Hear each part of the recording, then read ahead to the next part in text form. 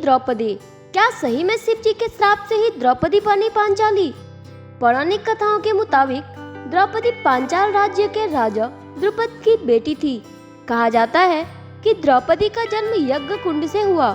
राजा द्रुपद ने एक बार यज्ञ किया था। द्रौपदी उससे ही निकली थी। उसे इंद्राणी का अवतार भी माना जाता है। द्रौपदी को पिछले जन्म में मिला था अनोखा वरदान। कहते हैं कि द्रौपदी पिछले जन्म में बहुत सुंदर लड़की थी। इसके बावजूद उसे शादी के लिए कोई अच्छा लड़का नहीं मिला। उसने शिव की तपस्या की। शिव उसकी तपस्या से प्रसन्न हुए और उससे वर मांगने के लिए कहा। उसने हड़बड़ाहट में 5 बार सुयोग्य वर मांग लिया। शिव जी ने भी वरदान दे दिया। इस तरह उसके 5 पति होने का वरदान मिल गया। आइए विस्तार से बताते हैं पूरी कथा। महाभारत काल से बहुत पहले द्रौपदी पूर्व जन्म में राजा नल और रानी दमयंती की पुत्री नलयनी थी। नलयनी बहुत गुणवान और सुंदर कन्या थी, लेकिन अपने पूर्व जन्म के कर्मों के कारण बहुत परेशान थी। राजा नल के अथक प्रयासों के बाद भी नलयनी का विवाह नहीं हो पा रहा था। इस कारण इनके पिता चिंता मग्न रहते थे। नलयनी जन्म से ही शिव भक्त थी। जब कोई उपाय काम नहीं आया, तब नलयनी ने भगवान शिव को प्रसन्न करने की सोची।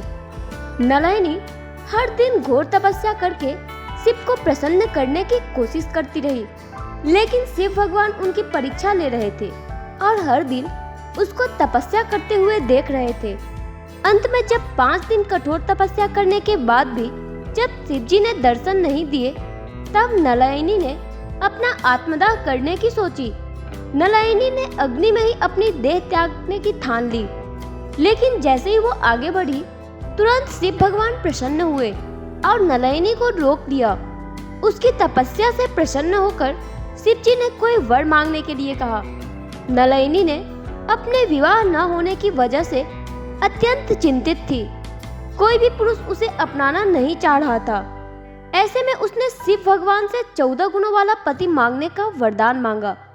शिव जी ने ऐसा वर देने से मना कर दिया और कहा कि इतने सारे गुण एक ही मनुष्य में होना असंभव है, लेकिन क्योंकि 5 दिन तपस्या करे तो मैं यह सभी गुण तुम्हें 5 पतियों में इतना बोलकर शिव जी अंतर ध्यान हो गए। लेकिन एक स्त्री 5 पति के साथ कैसे रह सकती है? नलिनी ने फिर शिव जी का आवाहन किया और अपनी व्यथा सुनाई।